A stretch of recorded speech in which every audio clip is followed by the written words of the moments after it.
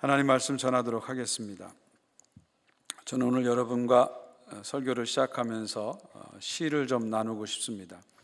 첫 번째 시는 헤르만 헤세의 시인데요. 우리 헤르만 헤세는 1946년에 노벨 문학상을 타신 분이고요. 우리 한국 분들에게는 데미안으로 많이 알려져 있습니다. 저도 고등학교 시절에 제가 이래봬도 문학 소년이었거든요. 그래서 헤르만 헤세의 수레바퀴 밑에서 읽고 얼마나 큰 감동을 받았는지 모릅니다. 그 헤르만 헤세의 시 중에 행복해진다는 것이라는 시가 있습니다. 인생에 주어진 의무는 다른 아무것도 없다네. 그저 행복하라는 한 가지 의무뿐. 우리는 행복하기 위해 세상에 왔지. 그런데도 그 온갖 도덕, 온갖 계명을 갖고서도 사람들은 그다지 행복하지 못하다네. 그것은 사람들 스스로 행복을 만들지 않는 까닭. 인간은 선을 행하는 한 누구나 행복에 이르지. 스스로 행복하고 마음속에서 조화를 찾는 한, 그러니까 사랑을 하는 한. 저 밖에서 어떤 행복이 있다고 생각하지 않고 그냥 자기 스스로 행복을 만들어갈 때 행복이 오는데, 자꾸 사람들이 저 밖에 행복이 있고 스스로 행복을 만들지 않기 때문에 행복하지 못하다는 그런 말이죠. 특별히 헤르만의 시 중에서 온갖 도덕과 온갖 계명을 갖고서도 사람들은 그다지 행복하지 못하다네. 저는 이 구절이 이렇게 마음에 다가왔어요. 우리가 예수를 믿고 열심히 신앙생활 하는데 과연 우리가 행복한가? 그런 질문을 던져보게 되었습니다. 두 번째 시는 이혜인 수녀의 시입니다. 한국 분들이 많이 아는 유명한 시인인데, 이혜인 씨의 수녀의 시입니다. 어디에 가면 그대를 만날까요? 누구를 만나면 그대를 보여줄까요? 내내 궁리하다 제가 찾기로 했습니다. 하루하루 살면서 부딪히는 모든 일, 저무는 시간 속에 마음을 고요히 하고 갯벌에 숨어있는 조개를 찾듯 두 눈을 크게 뜨고 그대를 찾기로 했습니다. 여러분, 여기서 그대가 누굴까요? 그대가 누굴까요? 행복을 말하죠. 이 시의 제목이 행복에게입니다. 그러니까 행복이라는 것은 저절로 어떤 조건을 갖추면 자동적으로 찾아오는 것이 아니라 갯벌 속에서 조개를 찾듯이 우리 스스로 이렇게 발견해야 된다, 그런 말이 마음에 많이 다가옵니다. 마지막으로 하나 더 시를 나누면요, 나태주 시인의 시인데요. 나태주 시인은 여러분 잘 아실 거예요. 지금 한국에서 가장 사랑받는 시인 중에 한 분이고 아주 깊은 신앙을 가지신 그 집사님이십니다. 그분이 이렇게 시를 썼습니다. 제목은 행복입니다.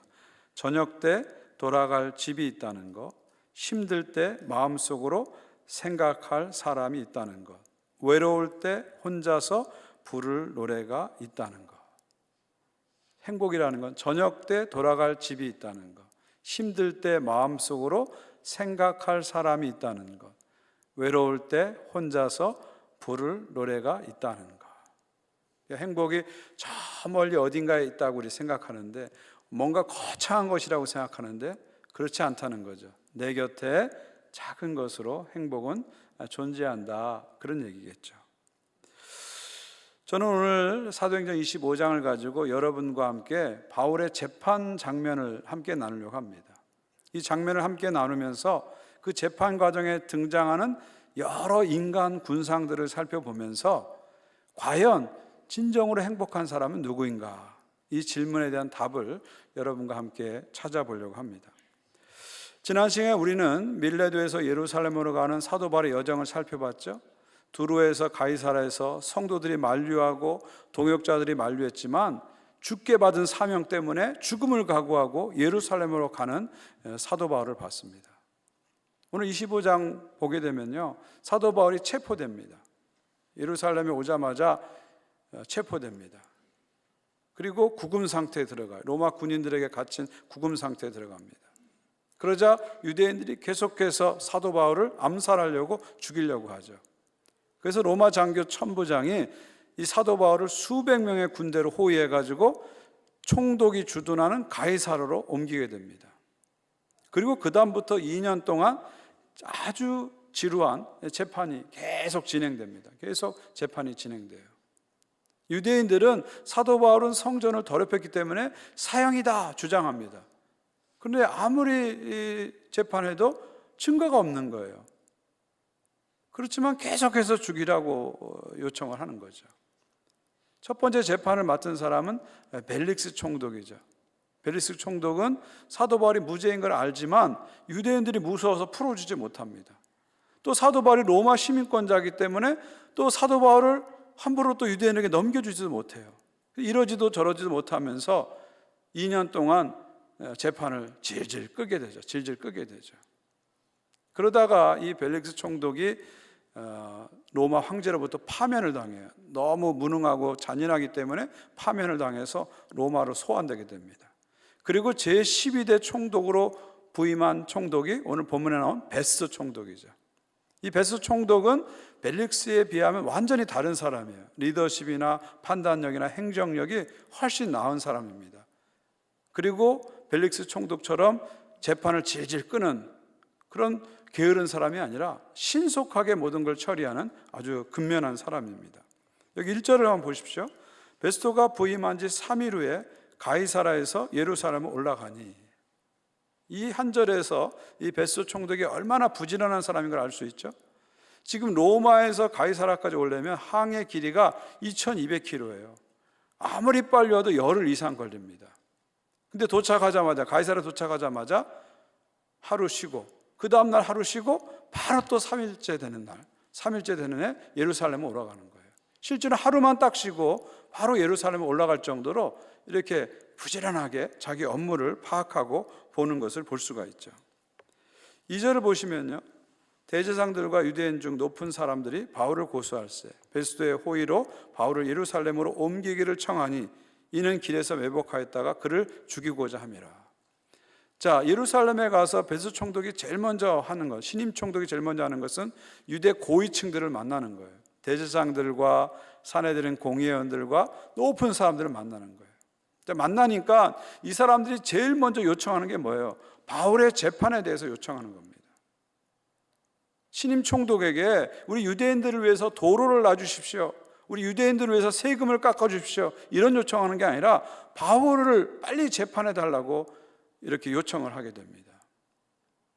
그러면서 무슨 요청을 하냐면, 재판이 지금 가이사라에서 진행되고 있으니까 그러지 말고 가이사라에 있는 바울을 예루살렘으로 좀 옮겨와서 예루살렘에서 재판하게 해달라고 요청합니다. 근데 그런 요청의 배경은 뭐죠? 3절 보니까 바울을 죽이고자 하려고. 가이사라에서 예루살렘 내려오는 길이 한 100km 되는데 그 중간에 매복을 시켰다가 바울을 죽이려고 음모를 꾸미는 겁니다. 사실 지난 2년 동안 대제사장들은 이 일을 계속한 거예요. 계속한 거예요. 여러분 놀랍지 않으세요? 대제사장이면 그 당시에 최고 종교 지도자입니다. 매일같이 하나님께 번제와 제사를 올려드리는 그런 사람이에요. 그런데 그런 사람이 마음속에 품은 건 뭐죠? 어떻게 하든지 바울을 죽이려고 하는 거예요. 그래서 위증을 교사하고 거짓말을 하고 살인을 음모하는 이 사법제도 시스템을 막 흔드는 이상한 짓들을 지금 대제사장이 하고 있는 겁니다. 그렇게 하나님을 잘 섬긴다고 하고 그렇게 예배를 많이 드렸음에도 불구하고 그는 이런 부끄러운 일을 하면서도 부끄러운 줄 모르는 그런 상태에 있는 거죠. 베스도 총독은 판단력이 좋은 사람이라 이 대제사장들의 의도를 안 겁니다. 그래서 역제안을 하죠. 그러지 말고 당신들이 나와 같이 가이사라에 가서 바울을 재판합시다, 역제안을 하죠. 총독이 이렇게 제안하니까 대제사장들도 어쩔 수 없는 거예요. 그래서 그 다음 날 이제 열흘 지나가지고 이제 가이사라에 오게 되죠. 오자마자 바로 이튿날 재판을 시작합니다. 전임 벨릭스 총독은 2년 동안 뭉개면서 재판을 제대로 하지 않았는데 이 베스도 총독은 도착하자마자 그 다음날 가이사라에서 바울을 재판합니다. 역시 마찬가지로 유대인들이 바울을 고소하면서 이 사람은 성전을 더럽히기 때문에 죽여야 마땅합니다, 고소를 합니다. 그러나 어떤 증거도 그들은 제시하지 못하죠. 참 난감한 입장이에요. 총독 입장에서는 죄가 없는데 바울을 계속 붙잡아 둘 수는 없어요. 그러나 풀어주려고 하니까 유대인들이 두려워서 못 풀어주는 겁니다. 또 이 바울이 유대인에게 넘겨주려고 생각해 보니까 이 사람이 로마 시민권자이기 때문에 또 이렇게 해서는 안 돼요. 그러니까 총독 입장에서도 바울을 이렇게 할 수도 없고 저렇게 할 수 없는 진퇴양난의 상황에 빠져 있는 것이죠. 이런 상황에서 바울이 기가 막힌 제안을 하면서 상황을 극적으로 반전시킵니다. 11절 보십시오. 만일 내가 불의를 행하여 무슨 죽을 죄를 지었으면 죽기를 사양하지 아니할 것이나 만일 이 사람들이 나를 고발하는 것이 다 사실이 아니면 아무도 나를 그들에게 내줄 수 없나이다. 내가 가이사께 상소하노라. 이 한마디가 모든 상황을 다 바꾸는 거예요. 내가 가이사께 상소하노라. 로마 황제에게 상소합니다. 이렇게 말하는 거죠. 여러분, 로마 시민권자들은 자기 지역에서 재판을 받다가 그 재판이 불공정하다고 생각하면 로마 황제에게 상소할 권한이 있어요. 이걸 라틴어로 프로카티오라고 하는데, 프로카티오라는 권한이 있는 거예요. 이건 로마 시민권자만 할 수 있는 권한입니다. 지금 바울은 이 자리에서 내가 로마 황제에게 상소하노라 얘기하죠. 그리고 베스 총독이 이것을 관계자들과 의논한 다음에 그렇게 하기로 결정하는 겁니다. 드디어 바울은 로마로 가게 되는 거예요. 황제에게 상소함으로 드디어 로마에게 가게 되는 그런 상황이 펼쳐지게 됩니다. 그리고 이제 18, 13절 이하를 보게 되면 누가 등장합니까? 아그리빠와 버니게가 등장합니다. 아그리빠 버니게가 총독이 새로 부임했으니까 가이사랴에 찾아와서 서로 인사를 하는 거죠. 상견례를 하는 겁니다. 여기서 아그리빠는 누구냐 하면은 성탄절에 예수를 죽이려고 했던, 아기 예수를 죽이려고 했던 헤롯 대왕의 증손자입니다. 증손자예요. 그러니까 이 헤롯 집안을 여러분 보시면 참 재밌는 게 뭐냐면, 재밌다 하기 좀 뭐하지만 잔인한 것이 뭐냐면 계속해서 예수님을 죽이려고 했어요. 그래서 헤롯 더 그레이트, 헤롯 대왕은 예수님, 아기 예수님을 죽이려고 했고, 그 아들 안티파스는 예수님을 죽이려고 했잖아요. 십자가에 못 박으려고 하는 그 재판한 사람이 안티파스고, 그 다음에 이 헤롯 아그리빠, 지금 아그리빠가 2세고요 그 아버지가 1세인데 그 1세는 무슨 일을 했습니까? 사도행전 12장을 보게 되면 베드로를 감옥에 집어넣고 사도 야고보를 참수한 사람이 아그리빠 1세예요. 지금 여기 아그리빠는 아그리빠 2세인데 아그리빠 1세의 아들입니다. 이제 2세는 바울을 지금 재판하고 있는 거예요. 이 집안은 대대로 아기 예수님 죽이려고 했고, 예수님 십자가에 못 박으려고 했고, 사도를 죽이고 지금 바울까지 재판하는 이 4대에 걸쳐서 예수님과 교회를 계속 핍박하는 그런 집안입니다.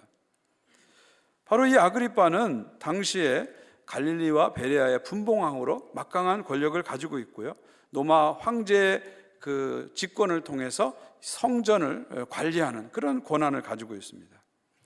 그와 함께 온 사람이 버니게인데, 버니게는 누구냐면 이 아그리빠 왕의 누이 동생입니다.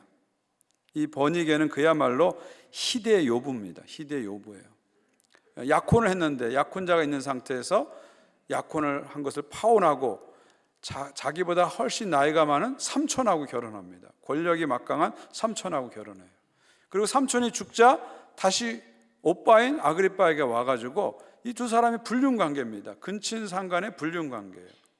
그리고 나중에 이 버니게는 로마를 정복하게 온 디도 장군의 정부가 되게 됩니다. 그러니까 권력과 돈을 찾아서 이 남자 저 남자를 쫓아다니는 희대 요부가 바로 버니게죠. 버니게죠. 자, 이런 아그리빠와 버니게가 지금 재판을 하려고 하는 거예요. 누가 누구를 재판하는지 모르겠어요. 죄가 가득하고 음모가 가득하고 더러움이 가득한 이 아그리빠와 버니게가 지금 바울을 재판하려고 합니다. 자, 그런데 이 재판하는 두 사람이 어떤 모습으로 지금 나오고 있습니까? 23절을 보십시오. 이튿날 아그리빠와 버니게가 크게 위엄을 갖추고 와서 천부장들과 시중의 높은 사람들과 함께 접견 장소에 들어오고 베스도의 명으로 바울을 데려오니. 자, 드디어 이제 아그리빠와 버니게가 총독 베스도와 함께, 그리고 천부장들, 로마의 고급 장교인 천부장들, 그 다음에 시중의 유력한 자들, 가이사라시의 유력한 사람들, 그러니까 요즘으로 하면 뭐 시의원이나 고위직인 사람들을 데리고 와서 드디어 바울을 재판하게 됩니다. 근데 23절을 보게 되면은 두 사람, 아그리빠와 버니게가 어떻게 왔어요? 크게 위엄을 갖추고 왔대요. 크게 위엄을 갖추고. 여기서 위험이라는 단어를 헬라로 찾아보니까 판타시아라고 되어 있어요. 판타시아. 여기서 영어에 팬터지가 온 거죠. 팬터지가 여기서 온 겁니다. 이게 판타시아란 말은 무슨 뜻이냐면 실속 없이 지나치게 꾸민 의식을 말합니다. 사람의 눈을 속이는 외양을 얘기하는 겁니다. 그러니까 요즘 말로 하면 허세예요. 허세예요. 잔뜩 꾸며서 자기를 화려하게 보이고 허세를 보이는 게 판타시아입니다. 요즘 식으로 하면 이 버니게하고 아그리빠가 온몸에 명품을 다 쳐바른 거죠. 명품을 잔뜩 붙이고 온 거예요. 그리고 자기를 과시하고 나 이렇게 화려하다, 대단하다 허세를 부리고 있습니다. 자, 반면에 지금 베스 총독 앞에 불려나온 이 아그리빠 버니게 앞에 선 제수 바울의 모습은 어떠했을까요? 그에게는 조그만 화려함도 없었습니다. 2년 동안 제수로 있다 보니까 그의 몰골은 초라했을 거예요. 화려하게 판타시아, 화려하게 꾸미고 나온 아그리빠와 버니게 비교한다면 바울의 옷은 누더기에 불과했을 겁니다. 아마 머리나 수염도 제대로 깎지 않았을 겁니다. 연령으로 봤을 때 이때가 AD 59년 여름이라고 학자들이 얘기하는데 이때 바울의 나이가 60세쯤 됐다고 봐요. 그리고 아그리빠가 32세, 버니게가 31세입니다. 그러니까 지금으로 하고 다를 시 그 당시 60이면 아주 나이 많은 노인입니다. 노년입니다. 그러니까 연령적으로 보아도 바울은 초라하고 나이 많은 그런 노인이에요. 반대로 아그리빠 버니게는 아주 화려하게 꾸미고 젊은 그런 사람들입니다. 더욱이 교회 전승에 의하면 바울은 키가 작았다고 해요. 할렐루야, 그죠? 저같이 키가 작은 사람 은혜가 됩니다. 바울이 키가 작았어요. 또 은혜되는 게 있어요. 바울은 대머리였다고 합니다. 할렐루야. 여기 머리가 벗겨진 분 자신감을 가지세요. 바울도 대머리였습니다. 하나님이 항상 이렇게 사랑해 주시다 보니까 대머리가 된 거예요. 너무 좋아하지 마시죠. 그 다음에 바울은 눈썹이 일자했대요. 스리랑 부부 아시죠? 일자 눈썹. 얼마나 몰골이 이상해. 일자 눈썹이었대요. 그리고 전형적인 유대인의 매부리 코를 가졌다고 합니다. 그리고 다리는 안짱다리였대요. 그러니까 얼마나 볼품이 없겠어요. 그러니까 죄수로서 2년간 있으면서 나이도 많고 정말 볼품없는, 외모적으로 봤을 때 볼품없는 바울의 모습을 보게 됩니다. 자, 이제 여러분과 함께 설교의 결론을 내리려고 해요. 자, 우리가 설교를 시작하면 던진 질문이 뭐죠? 누가 진정으로 행복한 사람인가? 이 질문을 던졌습니다. 자, 누가 진정으로 행복한 사람일까요? 바울을 재판하는 총독, 아그리빠 왕, 버니게, 천부장, 시의 유력한 사람들, 이 재판하는 사람들이 행복한 사람일까요? 아니면 재판을 받는 바울이 진정으로 행복한 사람일까요? 바울을 재판하는 사람들은 세상적으로 봤을 때 힘을 가진 사람이에요. 그래서 자신들의 힘으로 지금 바울을 죽이려고 하고 있습니다.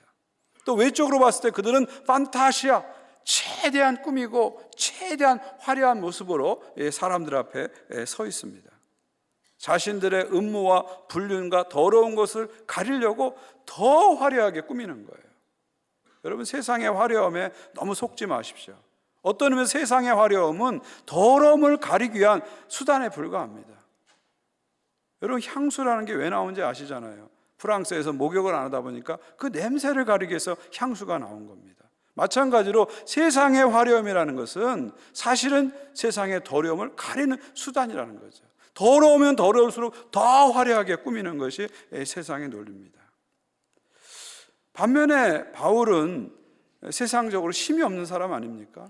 그래서 죄가 없는데도 2년 동안 계속 재판을 받고 있습니다. 또 외적으로 봐도 나이도 많고 초라한 모습입니다. 자, 그런데 이 두 사람들 중에서, 바울을 재판하는 사람들과 재판받는 바울 중에서 누가 진정으로 행복한 사람입니까? 여러분 보시기에 이 두 사람 중에서 누가 진정으로 행복한 사람입니까? 보통 우리는 뭔가 열심히 노력을 해서 성공을 하고 어떤 것을 성취하면 그 결과물로 내게 행복이 올 것이다, 이렇게 생각합니다. 그래서 행복이라는 것이 내가 열심히 공부하고 열심히 노력하고 땀 흘려 일하고 그 결과물로서, 뭔가 보너스로서 내게 주어질 것이다, 그렇게 생각합니다. 과연 그럴까요? 과연 그럴까요? 이런 과정을 통해서 행복이 올까요? 근데 놀라운 것은 행복에 대한 연구라는 심리학의 결론에 의하면 전혀 다른 결론을 내립니다. 저도 행복에 대한 관심이 많아서 행복에 대한 많은 책을 봤어요. 하버드 대학에서 100년을 넘게 긴 프로젝트로 조사한 그 연구 결과로 나온 책이 행복의 조건인데 그 책도 보았습니다. 그 다음에 한국에서 이 행복 연구의 최고 전문가인 연세대학교 심리학과 서은국 교수님이 쓴 행복의 기원도 봤고요. 그 다음에 중미에서 행복의 교과서 같은 존 포엘의 Happiness is Inside Job 이 책도 봤어요. 그리고 그 기회되는 대로 신문 기사나 방송에서 행복에 관한 자료가 나오면 나름대로 이렇게 모아봤어요. 그리고 나중에 제가 지난번 교회에서도 행복한 사람의 7가지 습관이라는 성경 공부도 개설해서 함께 해본 적도 있습니다. 근데 제 나름대로 행복에 대한 조사라고 자료를 모으고 한 결과 행복에 대한 연구 결과 전문가들이 말하는 것은 우리의 일반적인 생각과 다르더라고요. 무슨 얘기냐면 우리는 성공하면 행복할 것이라 생각하는데 성공하도 행복하지 않다는 거예요. 그러니까 행복한 사람이 성공할 확률이 좀 높은 건 사실이에요. 그렇지만 성공했다고 해서 자동적으로 행복한 건 절대 아니라는 거죠. 성공이 행복의 어떤 조건이 되지는 않는다는 겁니다. 여러분 건강도 마찬가지입니다. 우리 한국 사람들은 건강을 되게 중시합니다. 그래서 건강이 행복의 중요한 조건이라고 생각합니다. 그런데 여러분 건강하면 행복할까요? 꼭 그렇지 않다는 거예요. 행복한 사람이 건강할 확률이 높은 건 사실이지만 건강하다고 해서 꼭 행복하지는 않다는 거예요. 이 연구 결과에 여러 가지 집단을 놓고 연구한 결과의 결론입니다. 여러분 돈도 마찬가지입니다. 돈도 마찬가지예요. 이 소득의 증가와 행복의 증가가 연관되는 건 사실입니다. 그런데 어느 정도 소득이 증가하면 그 다음부터는 행복이 연동돼서 증가되지 않는다는 결론이 학자들의 결론입니다.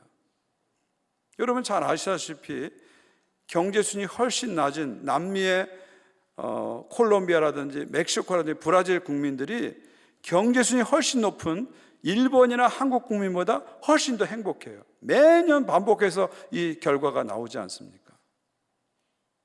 무슨 얘기입니까?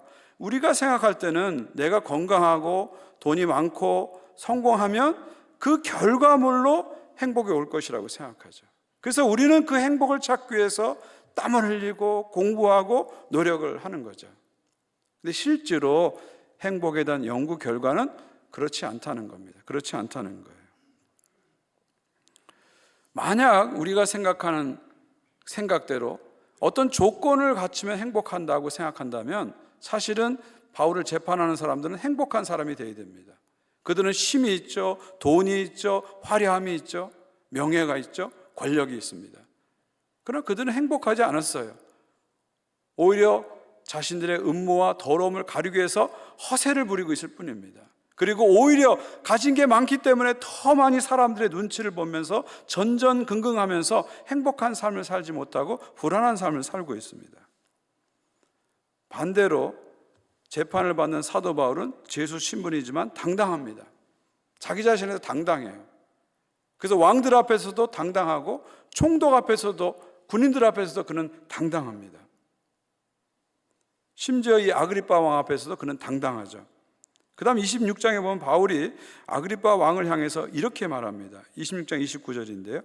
말이 적으나 많으나 당신뿐만 아니라 오늘 내 말을 듣는 모든 사람도 다 이렇게 결박된 것 외에는 나와 같이 되기를 하나님께 원하나이다. 이게 무슨 말이에요? 지금 나를 재판하는 당신들, 총독, 왕, 왕비, 천부장, 시의 유력자들, 당신들도 내가 지금 결박된 것 외에는 나와 같이 되길 원합니다. 담대하게 선포하는 거죠. 여러분도 나처럼 예수 믿고 하나님 안에서 행복하기 원합니다. 하나님 안에서 살기 원합니다. 그런 얘기입니다. 같이 여러분이 세상 사람을 향해서 내가 지금 돈이 없지만 돈 없는 거 빼놓고 여러분도 나처럼 살기 원합니다. 이렇게 얘기하는 거예요. 내가 지금 몸이 아프지만 내가 건강하지 못한 거 빼놓고 여러분도 다 나처럼 됐으면 좋겠습니다. 자기 자신의 삶과 자기 자신에 대해서 바울은 당당하게 이야기하는 거죠. 여러분 참된 행복은 어떤 조건을 갖추는 것이 아니라 나의 나됨에 대해서 행복하기 시작할 때 진정한 행복이 찾아오는 것입니다. 우리 존 포엘 행복 연구에 아주 중요한 분인데요. 그분이 쓴 Happiness is Inside 잡이라는 책에서 이렇게 얘기합니다. 행복한 사람이 되기를 원한다면 나는 나의 나됨에 대해서 행복하기를 배워야 한다. If I am to be a happy person, I must learn to be happy about who I am. 너무나 당연한 얘기지만 우리가 잊어버리는 이야기 중에 하나입니다. 내가 정말 행복하기 원한다면 어떤 조건이나 상황을 갖춰 놓으면 내가 행복해질 거라고 생각하지 말라는 거예요. 정말 당신이 행복하기 원한다면 happy about who I am. 나의 나됨에 대해서 행복하라는 거예요. 나의 나됨에서 행복하지 못하고 늘 불만과 원망과 짜증을 가지면서 내가 더 좋은 사람이 되고 더 좋은 환경을 만들면 내가 행복하리라고 생각하는 사람은 그 어떤 미래에도 행복할 수 없다는 거죠. 나의 나됨을 행복하게 여기는 사람, 내 모습 그대로 내가 행복합니다. 하나님이 지으신 그대로 행복합니다. 키가 작아도 대머리가 돼도 행복합니다. 내 상황이 어떠하든지 간에 내 모습 그대로 행복합니다. 나의 나됨에 대한 행복에서 진정한 행복이 시작된다는 것입니다. 결국 행복은 밖에서 뭔가 만들어내는 아웃사이드 잡이 아니라 내 안에서 나 스스로 행복을 느끼는 인사이드 잡이다, 그런 말이죠. 여러분, 행복은 절대로 한 방으로 해결되지 않는다는 거예요. 커다란 한 번의 기쁨보다는 작은 기쁨을 일상에서 느끼고 또 느끼는 것, 이것이 행복이라는 것이죠. 대한민국에서 행복 연구의 최고 권위자인 연세대학교 서은국 교수는 행복의 기원이라는 책에서 이렇게 책의 결론을 내립니다. 행복은 기쁨의 강도가 아니라 빈도다. 행복은 기쁨의 강도가 아니라 빈도다. 행복은 기쁨의 강도, 인텐시티가 아니라 기쁨의 빈도, 프리퀀시라는 거죠. 그러니까 어떤 큰 행복, 강한 행복을 느끼는 것, 강한 기쁨을 느끼는 것이 행복이 아니라 일상에서 작은 기쁨을 또 느끼고 또 느끼는 것, 이것이 진정한 행복이라는 거예요. 어떤 큰 자극적인 기쁨을 느끼고 그걸 자꾸 추구하게 되면 우리는 중독이 되는 겁니다. 그게 아니라 나의 삶에서 작은 행복을 그때그때 느끼고 느끼는 그 작은 기쁨의 총합이 결국 나의 행복이라는 겁니다. 그러니까 우리가 행복을 접근할 때 저기 어떤 목표를 정해놓고 내가 저 목표에 도달하면 나는 행복할 것이다, 그렇게 달려가는 사람은 끝까지 불행하게 산다는 거예요. 그게 아니라 지금 내 상태 현재에서 하나님 나와 함께한 것을 믿고 나의 나됨을 행복하게 여기면서 작은 행복들을 소중하게 여기면서 작은 기쁨들을 소중하게 여기면서 그때그때 살아가는 것이 진정한 행복이라는 거죠. 이게 행복학자의 결론입니다. 결론입니다. 사도 바울은 2년간 재판을 받았잖아요. 얼마나 힘든 시간일까요? 바울은 지난 시간 동안 지중해를 누비면서 활발하게 활동한 사람이에요. 그런 바울이 2년 동안 갇혀 있다는 건 너무너무 힘든 시간입니다. 불행한 시간일 수 있어요. 그러나 바울은 그 시간을 그렇게 보지 않고 그 안에서 행복했어요. 그래서 그 안에서 총독에게도 복음을 전하고 왕들에게도 복음을 전하면서 복음을 전했고요. 로마에 가서도 역시 복음을 전하면서 사명을 감당했습니다. 내가 감옥에서 나가면 복음을 전할 거야. 내가 상황이 좋아지고 형편이 좋아지면 하나님이 할 거야. 그게 아니에요. 지금 내가 형편이 안 좋고 어렵지만 나는 이 상태로 만족하면서 감사하면서 이 상태에서 복음을 전하고 사명을 감당했습니다. 무엇보다도 바울은 감옥 안에서 기뻐했죠. 행복해했습니다. 바울이 감옥에 쓴 편지가 빌립보서입니다. 이 빌립보서는 로마 감옥에 쓰여졌고요. 지금은 가이사라 감옥에 있으니까 감옥은 다르지만 상황은 똑같습니다. 똑같은 감옥에 있으면서 빌립보서를 썼는데 이렇게 바울이 빌립보 성도들에게 말합니다. 4장 4절입니다. 주 안에서 항상 기뻐하라. 내가 다시 말하노니 기뻐하라. 주 안에서 항상 기뻐하라. 내가 다시 말하노니 기뻐하라. 여러분, 이 말을 하면서 바울이 어떤 상태에 있었을 것 같아요? 자기는 감옥에 있으면서 내가 왜 감옥에 있어? 억울해. 막 원망하고 불평하면서 이 말을 했을까요? 절대 그러지 않을 거예요. 이 말은 무슨 뜻이에요? 나는 지금 감옥에 있지만 주님 안에 있기 때문에 나는 행복합니다. 나는 기쁩니다. 주님 안에 있기 때문에 나는 이런 상황 속에서도 복음을 전하고 사명을 향해서 달려갑니다. 여러분들도 나처럼 어떤 상황에 있든지 간에 여러분이 주님 안에 있다는 것을 항상 믿으면서 기쁘게 사십시오. 이 말 아니겠습니까? 사랑하는 성도 여러분, 우리 바울은요, 감옥에 갇힌 초라한 사람이 아닙니다. 바울은 억울하게 재판을 받는 불운한 사람이 아닙니다. 그는 감옥에 있지만, 재판을 받고 있지만 그 속에서 주님 안에 있다는 것을 믿고 사명을 감당하면서 힘차게 나가는 행복한 사람입니다. 누가 진정한 행복을 가진 사람일까요? 자기 자신에서 당당하고 자기 자신에서 기쁘게 생각하면서 살아가는 이 사도 바울, 어렵고 힘든 상황 속에서도 사명을 다하는 사도 바울, 상황은 어렵지만 내가 그래도 주님 안에 있다는 것을 확신하면서 늘 기쁘게 살아가는 사도 바울, 바로 이 사람이 진정 행복한 사람이 아닐까요? 기도하겠습니다.